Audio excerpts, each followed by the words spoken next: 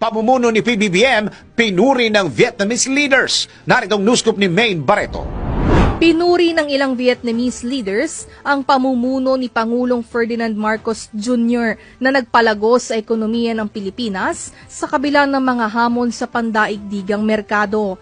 Ayon kay Vietnam President Vo Van Tong, simula nang maupo si Pangulong Marcos bilang presidente, maraming tagumpay ang nakamit ng bansa sa pag-unlad ng ekonomiya, partikular na sa mga sektor ng socio-economics, foreign policies at security and defense. Para naman kay Vietnam Prime Minister Pham Minh Chinh, nais nilang matutunan ng economic strategy at leadership style ni Pangulong Marcos na dapat tularan ng mga pinuno ng Vietnam. Samantala, kinilala rin ni National Assembly Chairman Vuong Dinh Ue ang administrasyon at economic performance ni Pangulong Marcos. Aniya, nakagawa ang Pangulo ng mga makabuluhang pagbabago para sa ekonomiya ng Pilipinas. Matatandaang bumisita si Pangulong Marcos sa Vietnam nitong January 29, 2024 para sa kanyang 2-day state visit na inilarawan ni President Thong bilang fruitful.